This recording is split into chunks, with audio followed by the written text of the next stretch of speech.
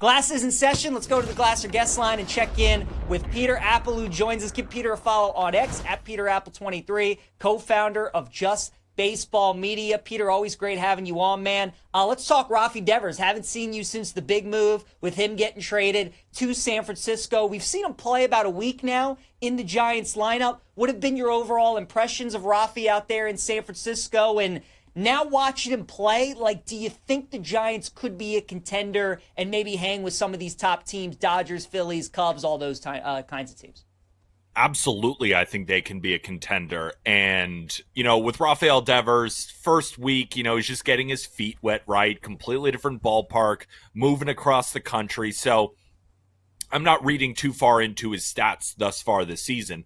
But what do the Giants need to truly become contenders? They need a big time bat, because they acquired Willy Adames, as a free agent this offseason, but he hasn't exactly panned out for them. So they've been searching for that big bat, especially with Matt Chapman going down. So I thought this was a fantastic trade for the San Francisco Giants, a team that has been trying to sign the big fish. Now, Willy Adames is a medium to large size fish, but Correa, Judge, the amount of free agents that they've missed on, and if you can't sign them, trade for him, and that's exactly what they did. On the Red Sox side, it is a little bit confusing, but it does seem that Craig Breslow, the new GM of the Red Sox, who did not give Rafael Devers this deal, that was Chaim Bloom, has been trying to get out from under this deal, because at the end of the day, Rafael Devers, probably a DH. Do you want to pay your DH over $300 million?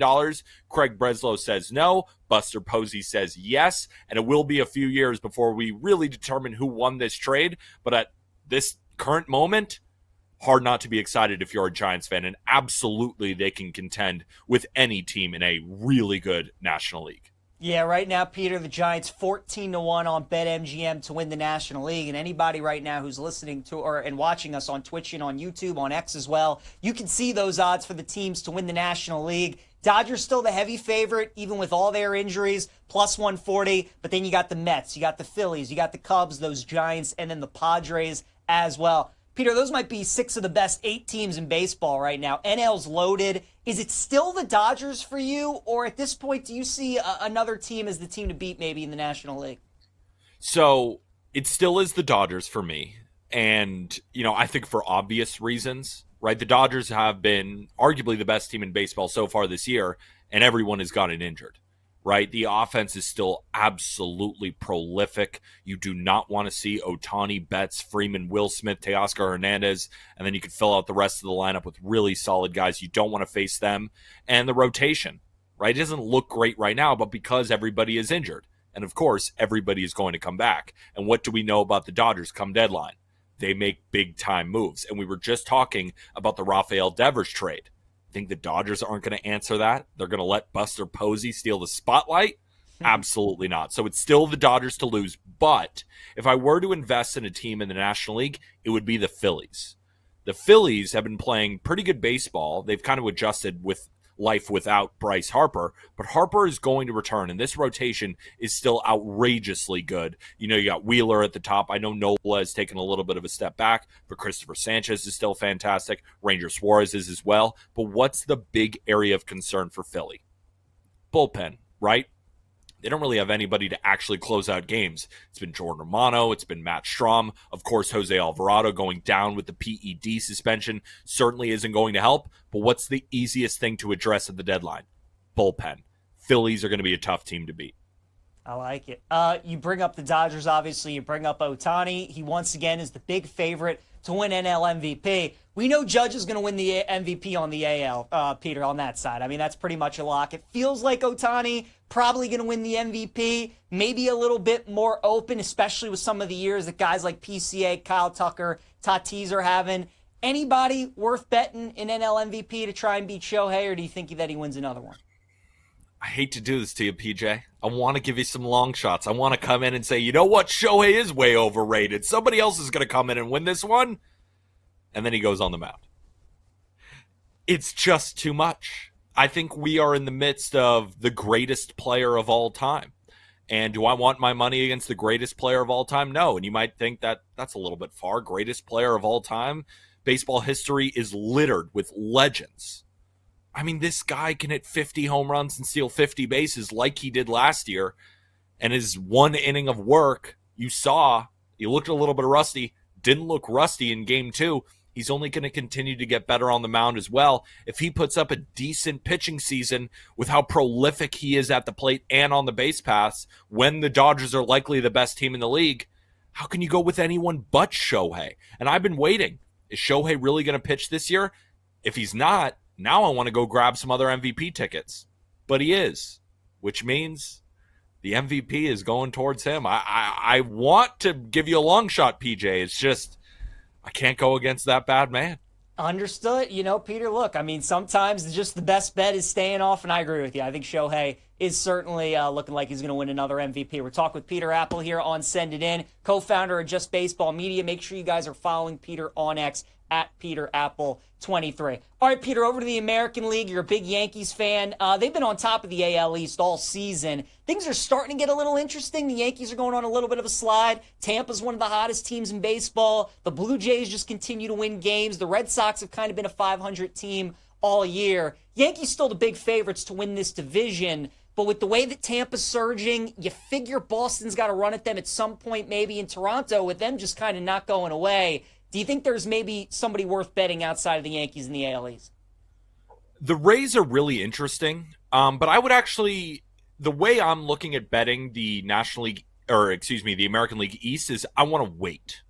I want to wait to see what these teams do with the deadline, because the Red Sox, you wouldn't think they would be sellers, and then they trade Rafael Devers. The Rays are off to a great start, but how do the Rays operate?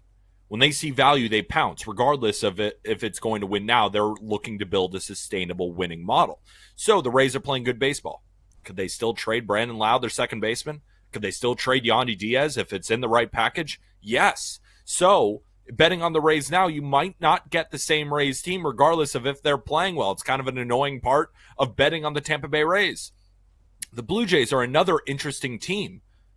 They know they're not really going to get anything for Bo Bichette if they let him walk. Do they trade him at the deadline? Right? So the deadline is really going to be important to watch for these teams. So for me, I'm kind of taking a step back from the division, but I do have a team that I think is worthy of a pennant chase right now in a wide open American League, if you want me to break into that one. Please do, because I was just going to ask you. The NL, I mean, again, we were talking about how many great teams there are at the top, Peter. AL, it feels like that might be the league to target a long shot. So who's the team you have your eye on? So I really like the Tigers. Of course, I'm a Yankee fan. I'm wearing the Yankees hat, and everybody's going to be watching and just be like, you're biased. So I'm not going to pick the Yankees, even though that rotation is getting better. It is. But we're going to stay away from the Yankees for a little bit and go for a little bit more of a long shot. Seattle Mariners, right? They got Cal Raleigh. We're talking about Aaron Judge locking up the MVP. I agree with you, but at the same time, Cal Raleigh is about as much of a lock to finish second as any player. The offense has been pretty good this year, and they've been hitting a lot of home runs, but what's been the Mariners' issue? The pitching, which is weird, but they still have their guys. I mean, Gilbert got hurt. He's returned. George Kirby got hurt. He's returned. Brian Wu is still a dog. And then you got a good Mariners bullpen. That pitching, I have to believe, is going to start getting better and better. And what have the Mariners lacked for the last 5 years? Any semblance of an offense, and they've still been competitive. So if that pitching gets even 80 to 90% close to what it was with this current offense in a wide open American League, and now I think is a good time to buy, because the Mariners have been kind of mediocre over the past month, but they just had a good series against the Cubs. I think the Astros are still vulnerable. The Tigers can be beat, as can my Yankees. I think if you're looking for long shots, the American League is the league to target, and I think the Mariners are as good of a bet as any in the American League. Yeah, I think that's a good case. 13-1 on Seattle to win the American League. Peter, before I let you go, sir, what are some of your favorite bets for today in the MLB? Yeah, so unfortunately, we were talking before we came on the show. Unfortunately, I am betting on the Pittsburgh Pirates today. My model makes them plus 119, showing actually a mountain of value. But why is it showing value? Well, for number one, the Pirates can't hit. That's why they're disgusting to bet on. The bullpen has been good, right? They rank 8th in whip. The starting rotation has been great. They rank 7th in whip. But the offense ranks 29th in OPS. And the problem with the Pirates, unfortunately, I watch a lot of Pirates baseball, covering baseball for Just Baseball Media.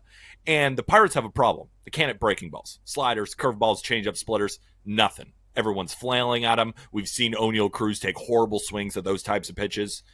But what does Chad Patrick not do?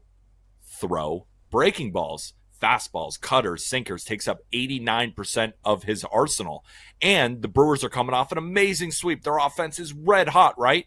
Well, if you look at his system, it tells you to fade teams coming off a sweep. It's about 48% hit rate. Well, with an implied probability of plus 170 for the Pirates at 37%, there's a lot of value today on the Pittsburgh Pirates. But unfortunately, you'll have to watch them play. But I think you'll be happy at the end when the Pirates take down the Brewers. Really good case to be made for Pittsburgh. Peter's on him today, plus 150 against the Milwaukee Brewers. Peter Appel, give him a follow on X at PeterAppel23, co-founder of Just Baseball Media. Peter, you're the man. Always great having you, sir. Good luck to your Pirates, and we'll talk again soon. Thanks so much for having me, PJ. I'll talk to you soon. Yes, sir.